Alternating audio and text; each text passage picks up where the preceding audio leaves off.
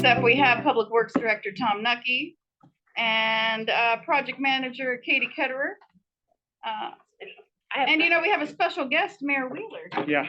And also it says Brian McConaughey, but I think he'll be in a minute. He's probably out with those gentlemen. So do you want to wait for him to return before you start? We can do that. I don't know that he. I don't think he. Yeah. I think he was part of the legislative that he mentioned. Okay. Yeah. Go right ahead. Really, I'm just going to make some opening remarks, and then I am going to.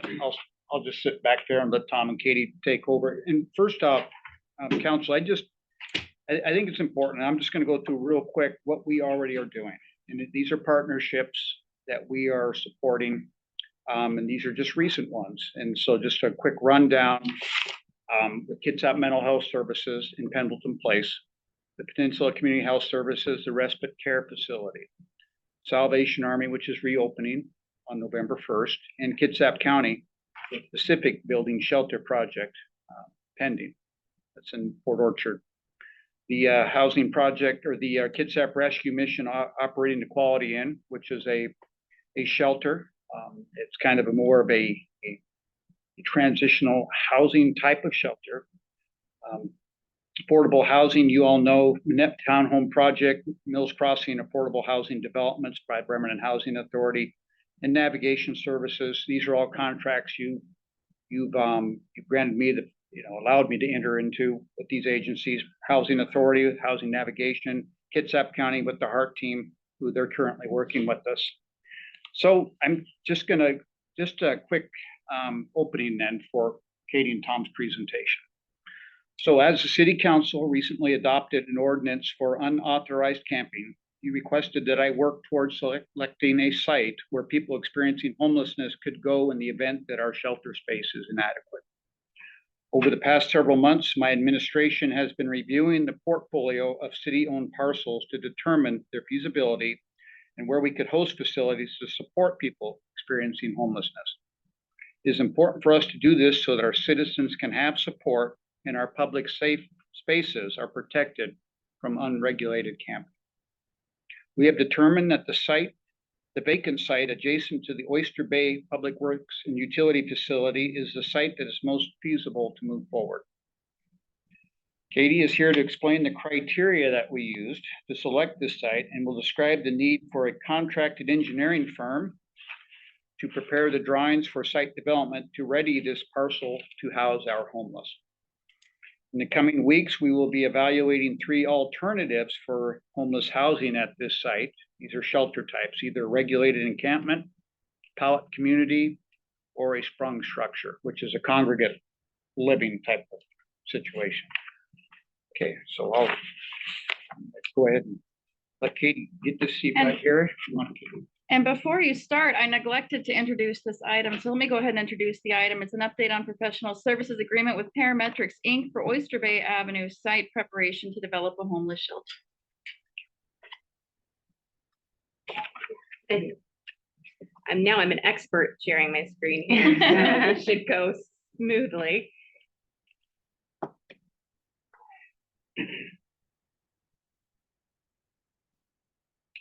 Got it.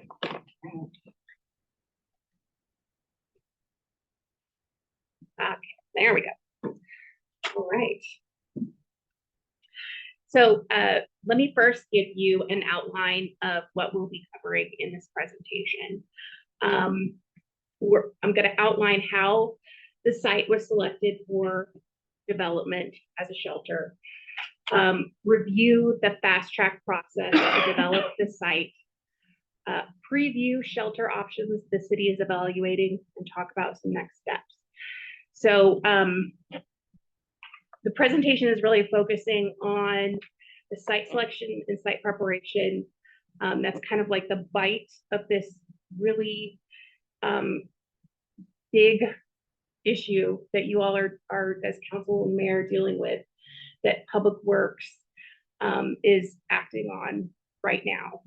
So and so I want to acknowledge the other work the mayor noted is going on outside of this effort, and that's determining the shelter type, the facilities, the amenities are needed, establish the budget and timeline for the shelter development, pursuing grants for construction operations, and coordinating with others to operate this shelter. The site evaluation criteria. We looked at all of the available parcels, the city using these criteria. First one was ownership. We want to own it. The city wants to own it, so that we have control over it. The size needs to have a usable acre of an acre at a minimum. The existing use, is it being currently used? Is it a park? Where is it located? What's happening around it? The zoning must allow this particular use. Are there any critical areas on the site? Wetlands, seismic areas, anything like that? Readiness, what improvements are needed to prepare the site? Access, is the site accessible from an existing right-of-way? Transit, transportation, and resource accessibility. And timing, how quickly can we get the site ready? So we have one site that best fit those criteria. That site is the property north of the Public Works and Utilities facility. We purchased this property in 2019 for the eventual expansion of the Public Works and Utilities facility. It is large enough, well over 3 acres. The zoning is appropriate. It is on a Kitsap transit route on Oyster Bay. There are other transit routes on Kitsap Way. It's near resources, healthcare, food, other housing resources. Grading and site preparation is needed for this site for shelter development and access. The grading is forward compatible with the future use of the Public Works and Utilities site. And the site is not needed by our facility for expansion in the immediate future.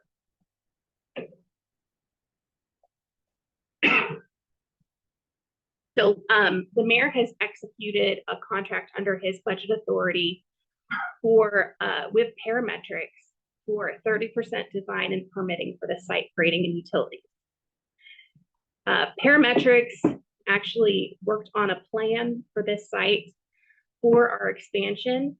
So they're very capable and ready to get going on this project as quickly as possible. This is a fast-tracked process so that we can construct as soon as possible. Right now, the 30% design will accommodate any of the shelter alternatives that we look at. The contract includes the site development coordination, the 30% design and cost estimates, and permits for the site rating. I've also included here a sketch. This is work that Parametrics did for us. There are a few things pointed out here for you to orient you a little bit. You can see, let me give a trick pointer here. Can I clarify one Yes. quick point? So the background in that figure, that was preliminary work that Parametrics did a year ago, right? And we're just using that to help communicate the work that Parametrics is starting now for the 30% design. So go ahead. Yes. Contact. Yeah.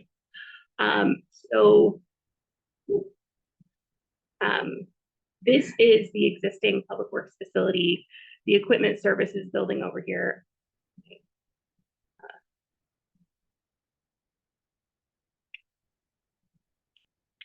My cursor's not keeping up with me here. So I'm just going to use my words. Yeah. We have Oyster Bay Avenue North, that's at the bottom of this figure. You can see a directional for where Kitsap Way is. The red shaded in area is just to help you visualize. We need to figure out how to get a driveway to it. We have to be able to access this site. So that is different work than what Parametrics has done originally. There is some significant grading work that needs to happen on this property in order to create that usable space that we have. So the elevations on this site go anywhere from 110 feet up to over like 109 feet. So there's a lot of grade change on this site. Anything else you want to add? No, just a lot of cutting and filling Yeah. in this. And the one thing that I wanted to say is that you don't do that kind of earthwork in the weather that we're going into right now, right? This you can't do. And the timing of this, Katie's going to talk about, but this cut and fill, this is spring work. It has to be spring work. Go ahead.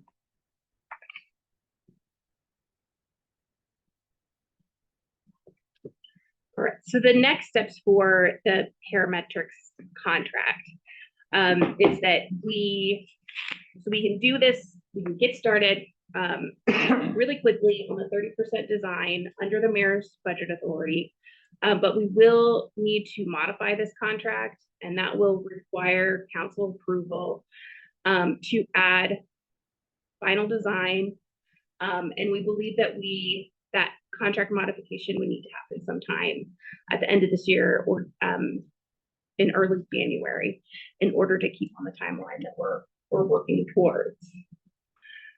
And the budget will also require a budget adjustment. We may need to add additional tasks to the Parametrics contract to coordinate with sub-consultants with expertise in shelter design. We may need to add design tasks for additional utilities, building pad design, security and lighting, permitting for the building and the site use, public outreach.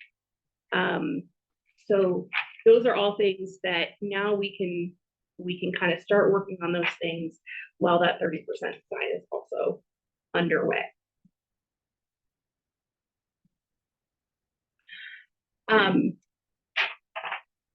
This is just a brief preview of the shelter options that we are looking at. We have the outdoor encampment type of shelter, which could be, people's own tents on a semi-regulated site, or provided tents. We can have we're looking at a pallet community, kind of like temporary tiny homes, a sprung structure, which is a temporary shelter building. That's that congregate living model where you have the larger space in bunks. The shelter and those related facilities would be contracted separately. And just a note about the outdoor encampment is that currently it is limited to 183 days under the PMC that's noted there for temporary encampment projects.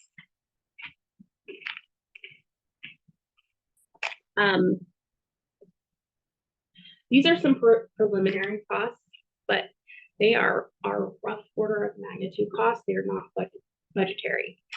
We do know that that 30% design contract is $85,000, and we have a decent, based on Parametrics' previous work on this site, we have a decent understanding of what the construction costs for the site grading, access, and utilities will be.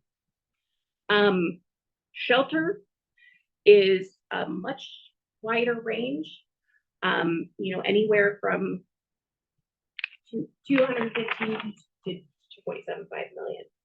So the total cost for the design, the construction, and to open the shelter is somewhere between 1.6 and $4 million.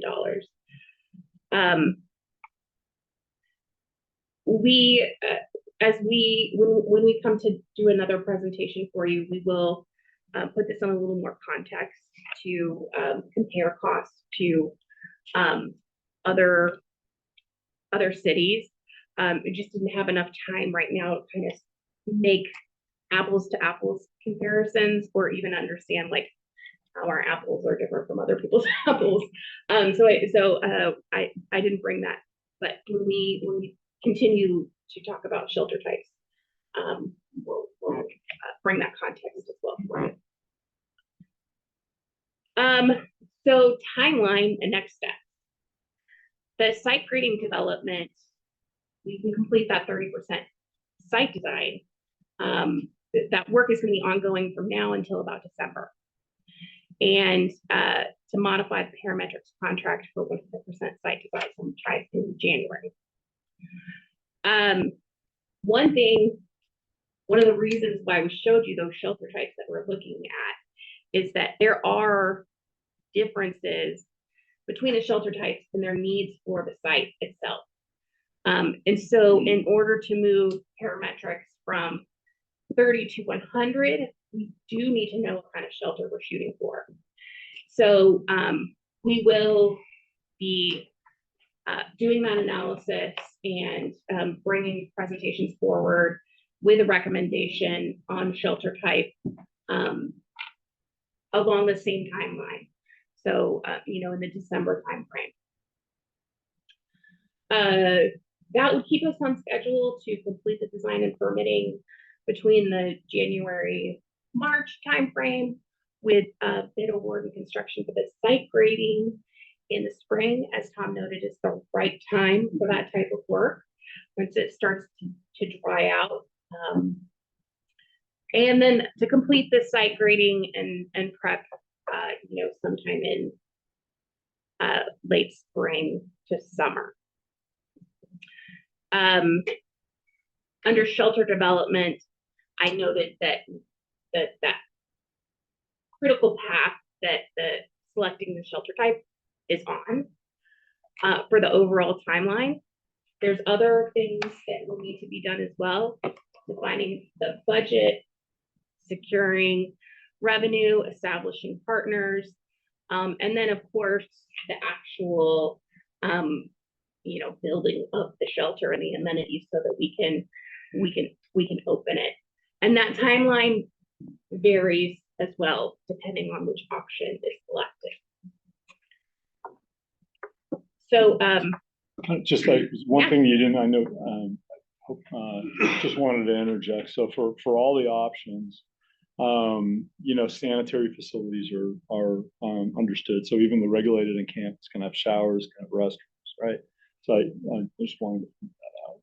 And that decision of shelter type, that's a big decision. And I mean, it's a decision on cost, but also on how the facility would function, right? Mm-hmm. And so we're gonna work hard to put together presentations so council can make an informed policy decision on the path forward on this. That's a big lift for us. Yeah. Eric. Okay, so first of all, this is good news. Thank you. Appreciate this. A little disappointed that we couldn't find a flat space and we could erect something up now. That's what you're saying. There is not anything available in the city or in the county that we could basically give the houseless community a much better situation they have now to get through the winter. That's what the city's position is, that we couldn't find anything where you could. You'd have to go back to that criteria, but the criteria, the one. I'm sorry. Go ahead, Mayor. Well, I was just going to say, November 1st, we have a shelter. We have a low barrier walk-up shelter with the Salvation Army. So we've got 3 more weeks under these current conditions to try to help people find other alternatives besides where they're living, and then we have it. That agreement's in place. Okay, so. But basically, using those criteria, you couldn't find a piece of property that we could do this immediately. So now we're saying spring. Okay. Yeah. So again, I'm glad we're moving forward. I want to say thank you for that. So it's much appreciated. I am not a subject matter expert, and I'm hoping that we don't get into a discussion of which type of shelter space that is available tonight. When I was listening to the presentation, I do want to put something in the back of your mind. You probably had thought of this, but you didn't say it explicitly. The other option is a combination. Okay, so it's not either one of these things. It's discussed with potential community partners, with the subject matter experts. I agree, it may be better for you to have those meetings separately with the folks than in a public setting. It doesn't matter to me. I'd like to be informed some way, somehow of the process. But to me, again, not being a subject matter expert, the main thing is there needs to be enough space. So maybe a combination of all three to best fit individuals' needs, right? Some people may not want to be in that big tent. Some people, when it's real cold, are going to appreciate that. You know what I'm talking about, big shelter. They're like, well, it's cold out and that one's warm. I can stay there while it's real cold and then I'll go back to my tent. Some people, I mean, maybe the pallet thing is the best thing, but is there enough pallets, or are we still going to have overflow, if you will? Because to me, this was designed as the last resort. If you can't get into a better situation where you have a real roof over your head, this is a place is much better than being on the street. So I appreciate that, and I just ask that you keep your mind open of maybe a combination of all three is our best alternative, and it's designed so you can have three. The main thing is you need to be able to have obviously enough density so this overflow suits its purpose, and we don't have people going there and we still have overflow, and we can't enforce the rest of our ordinance. I mean, that's like, and then the other thing is, what is the county doing? Because, you know, we may not have enough capacity if the county and the other cities are, I hate to say doing their fair share, but that's what I'm saying, to address the needs of our community in Kitsap County. Are they going to step forward, or, you know, is this something we need to say, what are you going to do, Kitsap County? Here's our plans. And that's a question. So Mayor, maybe you're best to answer that one. Yeah, we're already actively working with the county.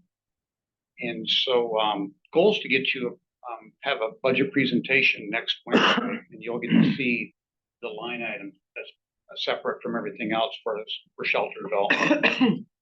And using the county, we're going to have to, nonprofit leaders know this, every year we're going to be going to the state, we're going to be going to every single granting agency there is. This will be a new job.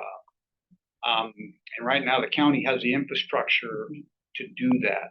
And so, you know, I'm it right now for the city as of today. And of course with staff here doing this technical part of development. So we're in it all the way. We'll share more with you. We can even have a standing update every study session from here on out. And we can give you information as it comes in. Yeah, we can't do it alone.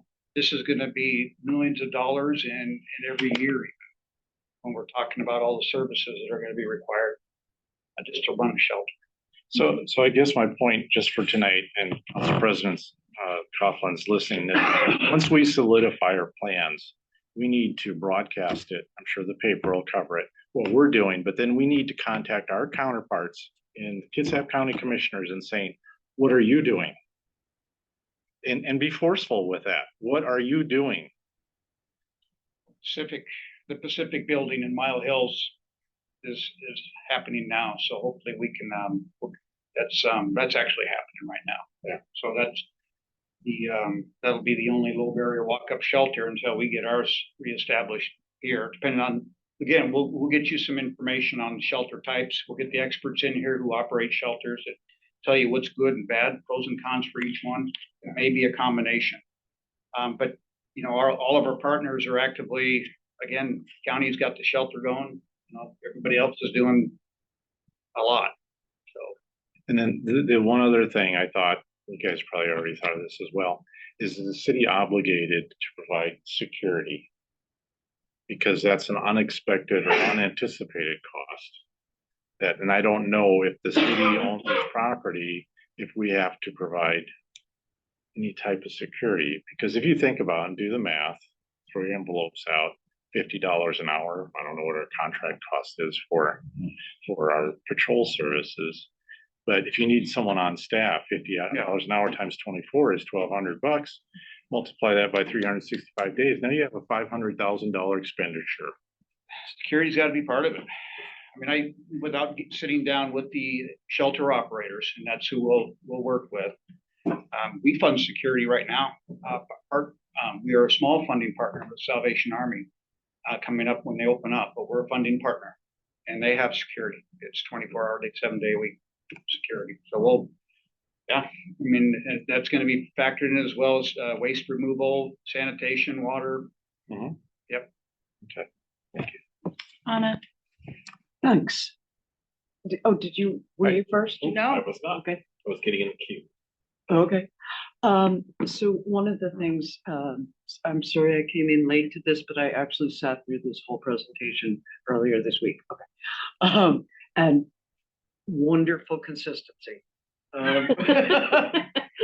So one of the pieces of information that we found out during that meeting is that the 1 acre parcel size, the reason something has to be 1 acre has, this is everything I know. The BMC that has the 183-day cap requires 1 acre. And as far as the pallet community, the mayor responded that when he visited the pallet community in Everett, they had a 1 acre site with 40 pallet cabins. But there is apparently no BMC requirement for 1 acre. But this is the information I got so far as to why 1 acre was chosen. So far, so good. I'll stay in with the facts. Okay. I think I'm glad we are moving forward with this. I don't fully understand why, and it's been explained to me 3 times, why we have to do really expensive grading on this site. I really don't understand why this is the single site, but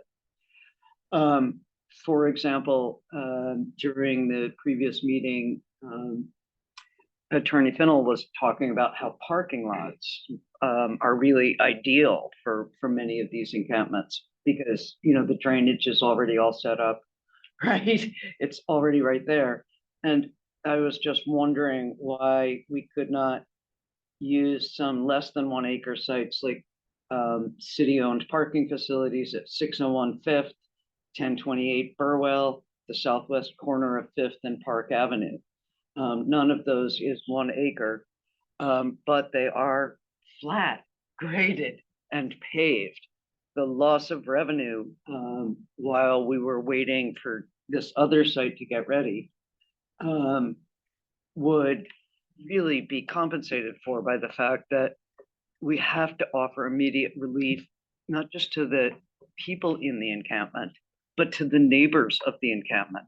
This has just, like, if I myself would be pulling, I would be doing extreme things. If I were anywhere around here and people were saying, well, you know, we have a solution for you, come next July or October, because construction is full of delays. I think I'm happy to discuss this further, but I think that we really need to figure out a way to provide immediate relief, like, you know, before Halloween.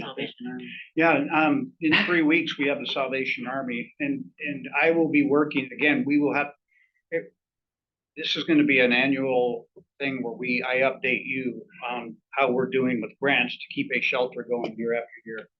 And so, even today, where I'm looking at 2 contingency plans, again, I'll share when we have them signed off about how we can keep folks potentially sheltered if construction goes past April 30th when the Salvation Army closes.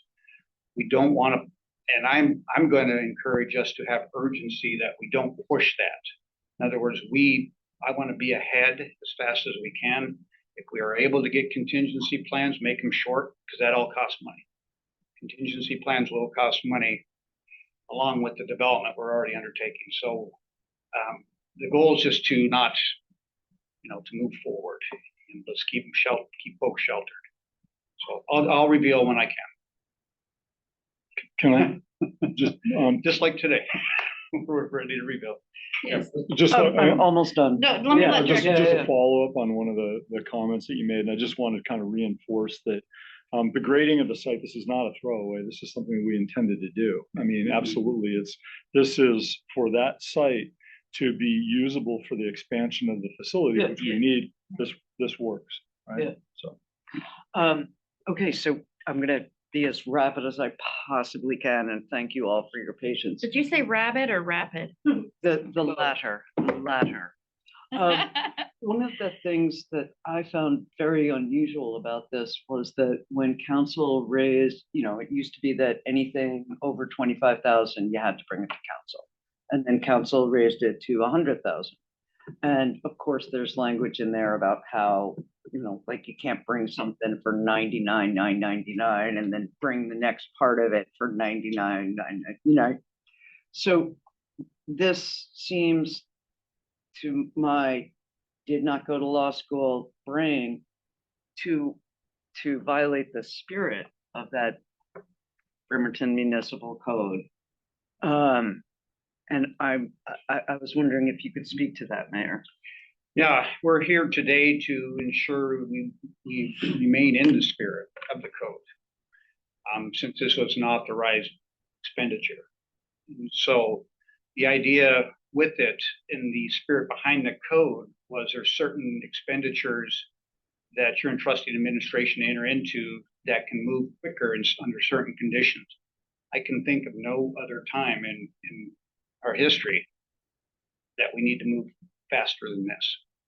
So, and I appreciated this being able to have this, to be able to enter into these contracts, get moving right away, and then get you up to speed as fast as I could, which we've been doing. We've been putting a lot of work into this. If I could add as well, I'm going to go back to this potential cost slide. And, so to get to 30%, we can get to 30% without knowing what kind of shelter we're going to do. In order to get to 100%, we need to know what kind of shelter we're going to do. I don't understand the costs of how to get from 30 to 100 until I know what kind of shelter I am. That's why I've got $50,000 to $200,000.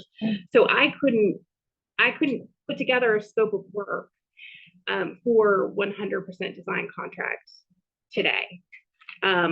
It just wouldn't reflect the work that we were going to expect to do. So, I think it's very legitimate that we're getting them to 30%. Otherwise, we would have to wait until we selected the shelter type in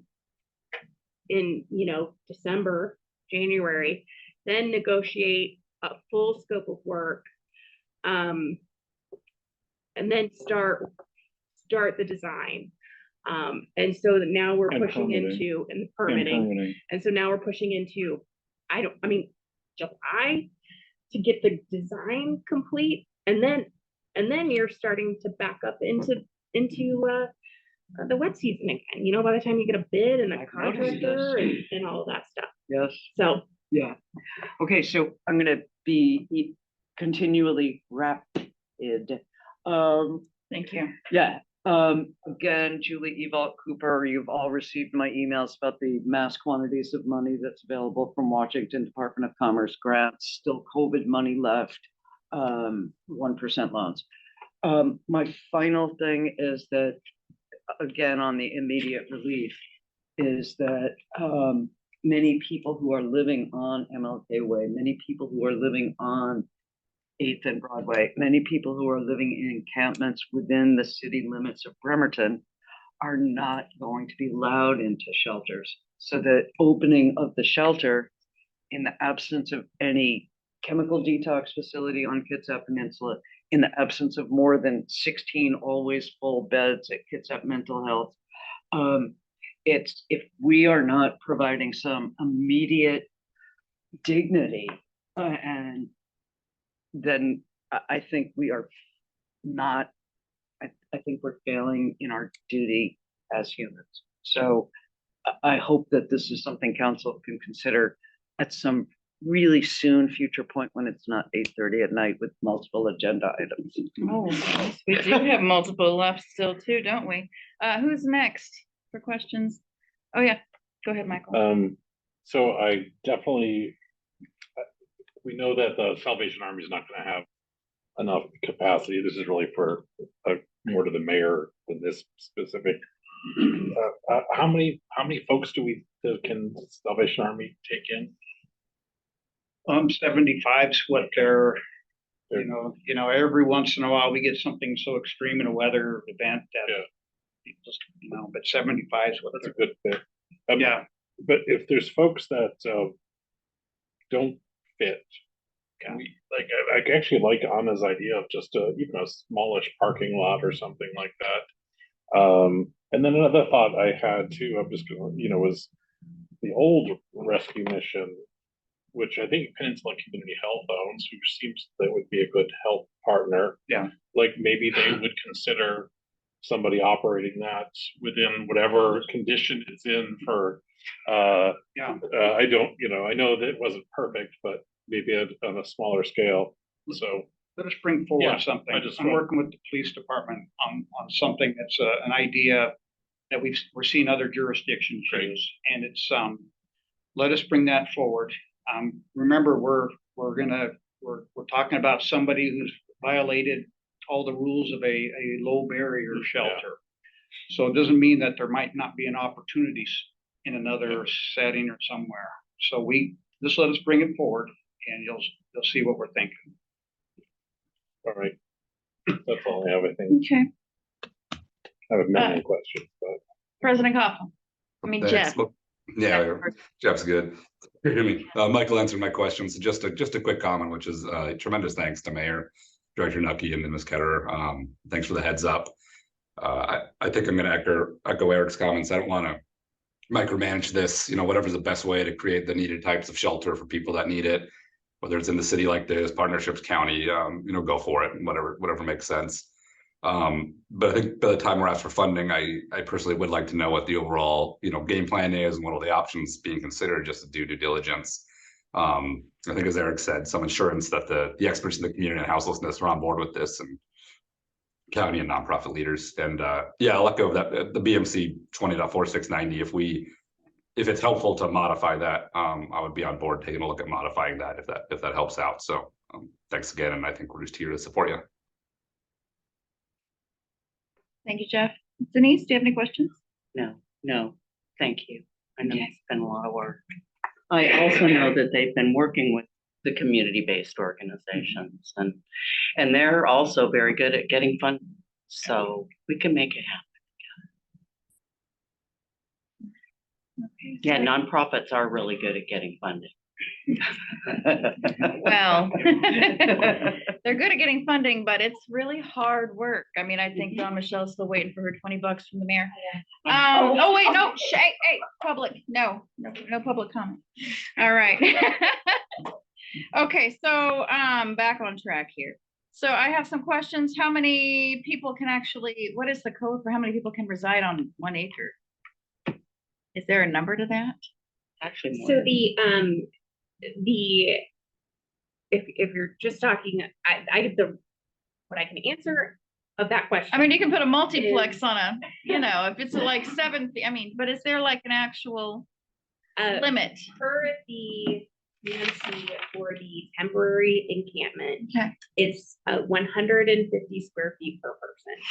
Okay, And now that doesn't necessarily, that is for that one BMC, for that one type of temporary. Yeah. Okay. So, certainly when you're talking about a building, where you have bunks and things like that, you can put a lot more people in there because they don't need 150 square feet. But that was, what did we decide that was like? Yeah, it was like 300 or something Yeah. like that. But Yeah. really what we're focused on right now is the grading, all right? And then when we bring forward the different alternatives for shelter types, they're gonna have their different metrics, right? And I think it's probably gonna be very different. And so you know, and we're still trying to get our arms wrapped around that and understand that. So you know, I don't think that we're really prepared to answer too many questions beyond you know, what our thoughts are right now. I'm gonna try to ask some questions that maybe you can't answer anyway, okay? Fair You enough. know I am. I mean, is it possible, Mayor, that you can have an ILA with the county? I know that Eric wants us to just like Yeah. rid of like one, you know, put him to take him to task, but can we have an ILA with the county to manage these services? Well, when the time comes, absolutely. Okay, Yep. and to also, you know, provide some funding and some Yep. partnership. Yep. And I sent that article to y'all from the Seattle Times that talked about 3 lessons learned. It talked about nobody had, you know, King County, not one entity has the authority, and how much more impactful it would be if one entity did have the authority. Yeah. And I don't think Yes. we can handle that. I think that, you know, it'd be nice if we could share that responsibility and eventually turn it over, right? So I wanted to kind of speak to, it's just not as easy as y'all think to put up a temporary shelter in spaces. Because we do have laws for zoning and there are RCWs that guide how, you know, what kind of services need to be provided for people who are unhoused, people who are vulnerable. And also something I'd be worried about is, I mean, and it's very political. I'd be worried about the safety of our unsheltered folks just to put them in some random parking lot. We don't want to know. We don't know what the other neighbors would, you know, if there's no security provided. So those are some of my concerns, but I do think that there are some solutions out there to getting something immediately. I mean, I think that something you and I talked about before, or that I've mentioned before, is a safe lot. I mean, that's a high need, is a safe lot. That would be something that would be easier to establish. And I mean, you know, you're talking about working with the police department, and talking about folks that are not able to go into the shelter because they've broken all the rules, but there's folks that can't go in because they have physical issues too. Yeah, absolutely. So, There's medical issues, that's for sure. so is the idea of a safe lot something that you'd be willing to bring forward along with whatever you're working with the police department? Safe lot will still require sanitation, waste removal, security, probably some type of fencing, screening. The whole operation is just slightly less than what, you know, a regulated encampment. So as of right now, we're still hammering out the funding portion. Okay. So, yeah. I just was really impressed by Pierce County's model. Mhm. And it's a little less complicated than it's sounding from this end, but so just a couple more things. So you're saying that you want to keep it in the spirit of staying in the code. Is the zoning and the code, are those prohibitive to continuing to work to get things put up immediately? No. It's the money? Well, right now, are you saying if we were to have an emergency proclamation? I think some folks have asked about it. Yeah. Yeah. At this point, you know, again, Counselor, in 3 weeks, we'll have a shelter in place. And then I'll be presenting other things. So even if we were to get an emergency order together, I still need funding to for a whole bunch of services. And you know, we'd have to address that. And we're still putting together the agreements for that right now. Thank you. So 1.6 million to 4 million. Boy, it sure would be nice to have those extra few million from a bridge redesign. All right, that's all I have. Thank you. Is there anybody else who would like to go for another round? Different money, back different envelope money, thing, not different another- I'm money. sorry, I'm calling on Eric. He's got the floor. Just back envelope thing, you know how much I love doing those. 800 people at full density approximately with 3 acres, but that's unrealistic, but that's 800 people, 3 acres. 3 acres Okay. equals 800. You could house 3 150 square. Did you do that in your head? Yeah, He's- but that's a back of the envelope. He's like that. 43,000 square feet. Do you still have? the I'm floor? done, I'm sorry. Okay, so Denise, did you want to say something? Because you were saying Because something before. when we're making comments about saving money here so it can go there. We always have to be mindful. No, it can't. It's different. It's meant for different things. So it feels a little dismissive of somebody's priority. I'm not saying that the bridge is more important than homeless people or that this project, but transportation money is different than commerce money. Period. Thank you, Anna. I just wanted to make sure that since you were now here, it's my recollection that at the last study session, a majority of this council did not want to do a formal resolution, but wanted to state on the record that we are prepared to allocate 1% of the general fund towards this, so as to towards installing and maintaining shelter for the houseless. Is that an accurate recollection? Anybody hear something different? You know, I remember that we had the conversation. I don't know if we all had a consensus on 1%, but we did make it clear that that we wanted that to be a priority. If Yeah. I'm sorry. I agree with that, yeah. Next, what, in 2 weeks? 1 week. Is it 1 week? 1 week Right. budget, and then maybe revisit that. We wanted to remove my motive was to remove uncertainty from your life. Thank you. I just want to see the budget and go from there personally. So, yeah, that was it. Just another attempt to get that on the record because it didn't even make it into minutes.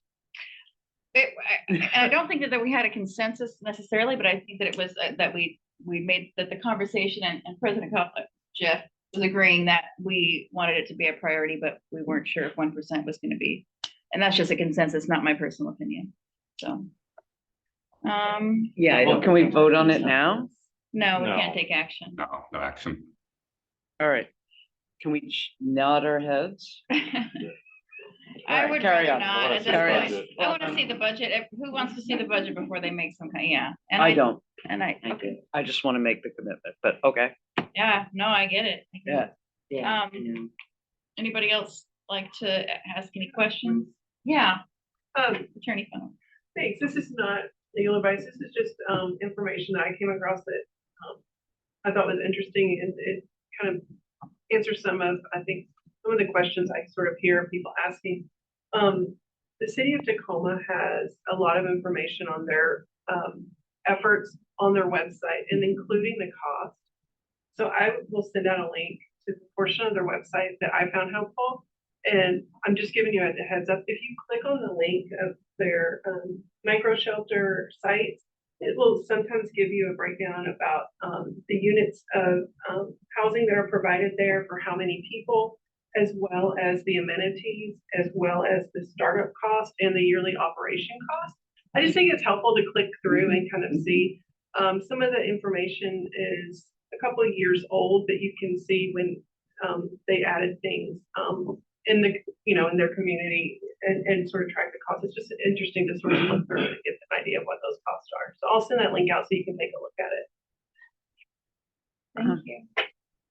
Vice President Chamberlain? Yes. Not on this issue. Are we going to say germane to this topic? We are going to stay germane to the agenda, which is, since it is 8:45, can we skip forward possibly to item B2? We're still on this item. Okay. So let's finish this item. Sorry. Does anybody else have any other questions? Okay. I just have a quick question. Did I misspeak, Director Riley, that if there was any cost savings on the bridge that it can't be moved over into this type of funding? You got it ready for me, didn't you? It depends. So it's not clear cut. So Exactly, housing yeah. both are living in with, I think, an accurate response. Both response. Transportation money is transportation money. In case of an overrun, we have to identify where the funding comes from. Our typical transportation match real estate excess. Right. So the excess tax does have a lot of use for both. Exactly. So there is an access there where it could be a complete. And this is what, we've been talking about, and there is some legislature that allows us to have a little more leeway with the REIT funding for these type of projects. So it's just something I want to keep on our radar. I know we need it a lot for our public works projects for matching, but this is a source as well. So as we move into budget season, let's keep mindful of that. I'd like to, I'm sorry. oh, do you want to say one more thing to close I us just out? want to know how much money would that be, Mike? Up to $1 million. Okay. Right. Okay. I think there's putting legislation that's gonna do that work beyond. Okay. Thank you. Okay, so I'm gonna go ahead and close us out of this item. Thank you very much for your good work, and we Thank look you. forward to your regular updates. Thank you, Director. So- Thank you, Katie. Thank you, Nick.